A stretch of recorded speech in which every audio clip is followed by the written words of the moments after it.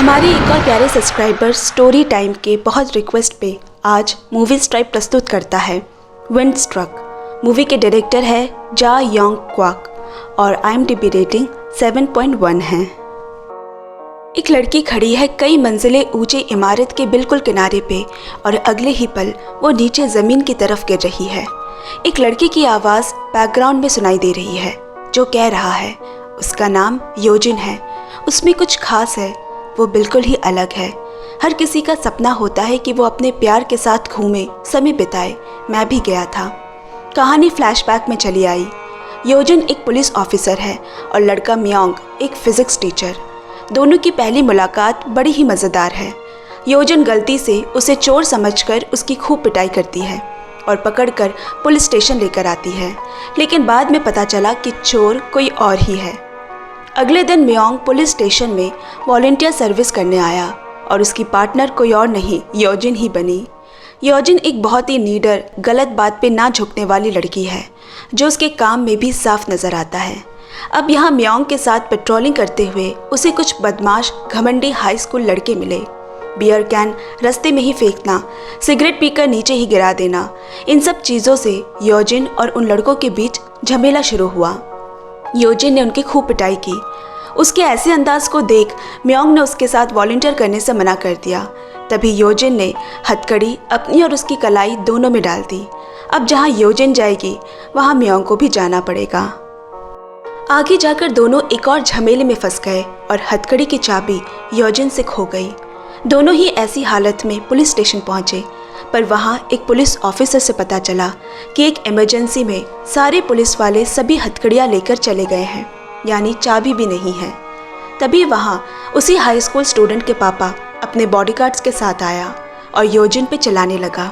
वो इस शहर के सभी नाइट क्लब्स का मालिक है। योजिन पे ऐसे बुरा भला कहता देख म्योंग ने एक सीरियल किलर की ऐसी ज़बरदस्त एक्टिंग की कि उसे और उसके बॉडीगार्ड्स को अपनी जान की फिक्र होने लगी। फिर म्योंग ने उन सभी से सॉरी भी बुलवाया। ये सब देखकर योजिन भी एकदम से दंग रह गई।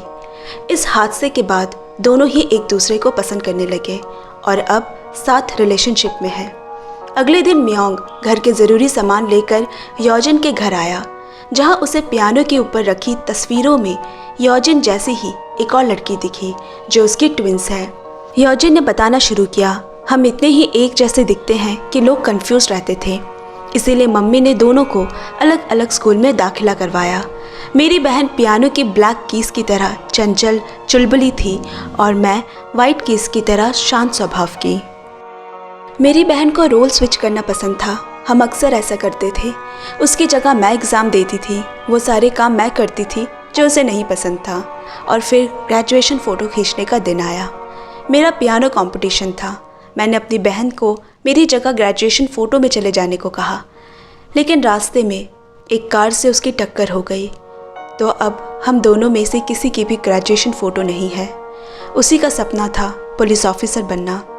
म्योंग ने पूछा, क्या तुम अभी भी पियानो बजाती हो? उसने कहा, हाँ कभी कभी, लेकिन बिना ब्लैक कीज़ के, क्योंकि मेरी बहन को ब्लैक कीज़ बजाना पसंद था। ये कहते कहते उसकी आंखें नमी हो गई।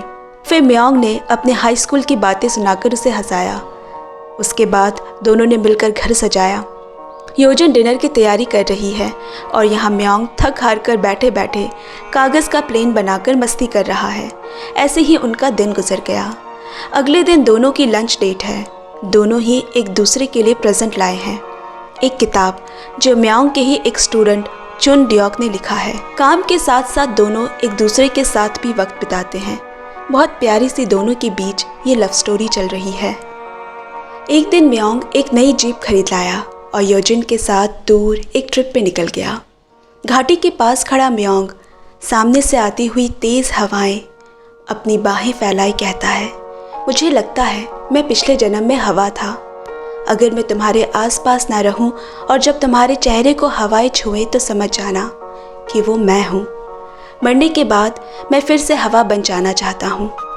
रात दोनों वहीं ठहरते हैं। चूल्हे में लकड़ियाँ डालते हुए योजिन ने उसे एक कहानी सुनाई, जिसमें मरने के बाद राजकुमार की आत्मा 49वें दिन अपना वादा पूरा करने अपनी राजकुमारी से मिलने दोबारा आया था और उसके बाद राजकुमारी ने भी अपनी जान दे दी। वहाँ दोनों ने बहुत अच्छा समय बिताया। वापस लौटते वक्त रास्ते में तेज़ बारिश की वजह से बड़े बड़े पत्थर गिरने लगे और उनकी गाड़ी डिसबैलेंस होकर खाई से नीचे पानी में जा गिरी। गाड़ी पानी में डूबता जा रहा है। यहाँ म्योंग को चोट लगी है और वो बेहोश है। योजिन किसी तरह तैरते हुए म्योंग को किनारे तक ले आई और उसे मौत के मुंह से खींच निकाला। म्योंग ने कहा, तुमने मेरी जान क्यों बचाई? योजिन ने मजाक में कहा, क्योंकि उस राजकुमारी की तरह मुझे तुम्हारे बाद नहीं मरना है। अब दोनों अपने अपने काम में लग गए, म्योंग का फिजिक्स पढ़ाना और योजिन का क्रिमिनल्स को पकड़ना।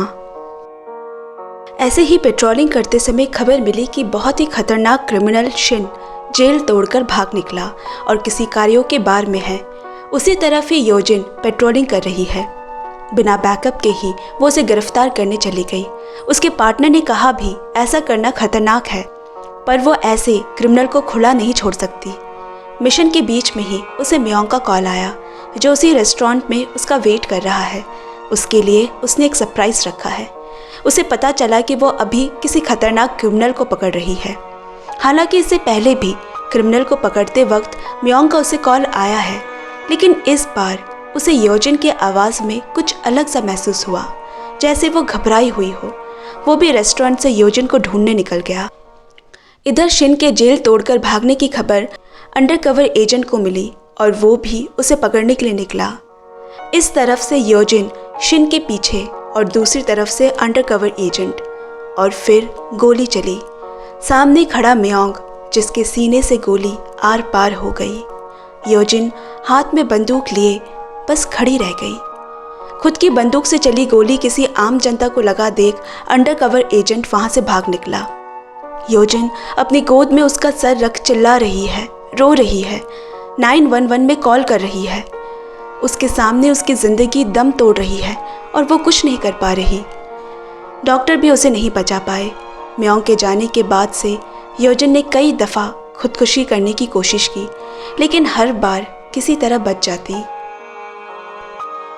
इस बार फिर से सुसाइड करने वो ऊंची इमारत के किनारे पे खड़ी है, जहाँ से कहानी शुरू हुई थी, और फिर से बच गई।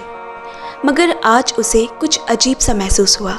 तभी हवाएं चलने लगी और एक कागज़ का बना प्लेन उड़ते हुए उसके सामने से गुजरा। वो उसके पीछे दौड़ने लगी। उसने वो कागज़ का प्लेन उठाया और घर जाकर देखा, एक मैगज़ीन का पन्ना फटा है। उसी फटे पन्ने का प्लेन म्योंग ने बनाया था। फिर योजिन ने कागज़ के ढेर सारे पाइन व्हील्स बनाए और पूरे कमरे में सजा दिए कि जब वो हवा बनकर मेरे कमरे में दाखिल हो तो ये सारे उसके होने का एहसास दिलाए। कैलेंडर के पास जाकर वो उस डेट को मार्क करती है जिस दिन वो उसे हमेशा के लिए छोड़कर चला जाएगा, मरने के ठीक 49वें दिन। लेकिन मैं उससे पहले तुम्हारे पास आकर तुम्हें ढूंढ निकालूंगी। अब योजिन किसी नए सीनियर ऑफिसर की पार्टनर बनती है। वो ऑफिसर और कोई नहीं, अंडरकवर एजेंट किम है, जिसने गलती से म्योंग पे गोली चलाई थी। म्योंग के जाने के बाद योजिन भी बदल चुकी है।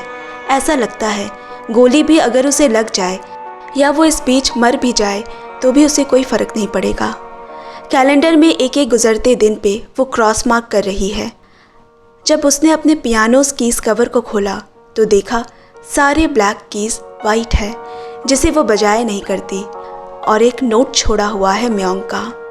मैं तुम्हें पियानो बजाते हुए देखना चाहता हूँ, तुम्हारे अंदर के असली शख्स को। योजिन रोते हुए पियानो बजाने लगी। अब पेट्रोलिंग करते वक्त खबर मिली कि दोबारा उसी क्रिमिनल शिन को देखा गया है। सीनियर पुलिस ऑफिसर किम अकेले ही उसके पीछे भागा और योजिन को वापस पुलिस स्टेशन जाने को कहा। शिन का नाम सुनते ही योजिन के सारे जख्म फिर उभर आए। उसे वो किसी भी हालत पे जाने नहीं दे सकती। इधर शिन ऑफिसर किम के कंधे में गोली मारता है और उसके सीने में गोली उतारने ही जाता है कि योजिन वहां पहुंच गई और उस पर गोली चलाने लगी। दोनों तरफ से गोली चलने लगी। तभी पार्किंग लॉट में एक छोटा बच्चा सामने आ गया, जिसे बचाने में योजिन के सीने में गोली लग गई। लेकिन शिन भी वहां से भाग नहीं पाया। ऑफिसर किम ने उसके सर पे गोली चला दी। यहाँ योजिन की धड़कनें धीरे धीरे धीमी हो रही है, आंखें बंद हो रही है। हॉस्पिटल में उसे बिजली के झटके दिए जा रहे हैं, लेकिन कोई फ़ायदा नहीं। जो इंसान मौत की भीख मांग रहा था, आज मौत खुद चलकर उसके पास आई है। उस इंसान को और क्या चाहिए, लेकिन वो एक बार फिर बच गई और अपनी ड्यूटी में लग गई। सिग्नल पर गाड़ी रुकी है और सामने से उसे म्योंग रोड क्रॉस करते हुए दिखा। योजिन दौड़कर उसके पास गई और रोकर कहने लगी, ये तुम ही हो ना म्योंग, तुम जिंदा थे, तुम मुझसे क्यों भाग रहे हो? तुम्हें पता तो है कि तुम मुझसे तेज नहीं भाग सकते। म्योंग ने कहा, मैं नहीं चाहता तुम मुझे ऐसे देखो। ना अब मैं वो म्योंग रहा, ना ही तुम वैसे योजिन। म्योंग मर चुका है, इसे मान लो। और वो बस में बैठकर चला गया। तभी हॉस्पिटल में पड़ी योजिन के दिल की धड़कन धड़कने लगी, मानो म्योंग उसे फिर से जीने की वजह दे गया। डॉक्टर ने कहा वो जीने की कोशिश कर रही है, उसे बचा लिया गया। होश आते ही उसने नर्स से पूछा, आज दिन कौन सा है? नर्स बोली, आज 31 अक्टूबर है। तभी खिड़की से बाहर उसे वही कागज़ का प्लेन उड़ता हुआ दिखा। आज ही वो दिन है जब म्योंग की आत्मा ये धरती हमेशा के लिए छोड़कर जाने वाली है। योजिन अपने घर आई और थोड़ी ही देर में पूरे कमरे में हवा चलने लगी। सारे पिन व्हील्स घूमने लगे और वो उन बहती हवाओं में म्योंग को महसूस करने लगी, जैसे वो वही है जो हवाओं के साथ उसके पास आया है। अचानक हवाएं रुक गई और पीछे उसने म्योंग को खड़ा पाया, जिसे वो देख सकती है, छू सकती है, बातें कर सकती है। म्योंग बोला, शायद किसी ने मेरी दुआएं सुन ली तुम्हें आखिरी बार देखने का, अब मुझे जाना होगा। योजिन ने कहा, मत जाओ, तुम नहीं रुक सकते तो मैं तुम्हारा पीछा करूंगी। म्योंग ने कहा, अभी तुम्हारे जाने का वक्त नहीं आया है, तुम्हें अभी बहुत जीना है। मैं तुमसे दोबारा मिलूंगा जब तुम्हारे कानों में हवाएं फुसफुसाएंगी, तुम्हारी ज़िंदगी में मेरे जैसा ही कोई शख्स आएगा। तब तक मेरे दिल में तुम्हारा प्यार लिए मुझे जाने की इजाज़त दो। अगर कभी मेरी याद आए तो मेरे पास चले आना, हवा बनकर ही सही। इतना कहकर योजिन ने उसे अलविदा किया और म्योंग तेज रोशनी में कहीं ओझल हो गया। यहाँ पुलिस स्टेशन में एक बुक आया है जो लॉस्ट एंड फाउंड में मिला है, जिसमें योजिन का नाम लिखा है, जिसे लेने योजिन पहुँची। ये वही बुक है जो वो योजिन को सरप्राइज़ के तौर पे देने वाला था। उसी दिन उसे गोली लगी थी।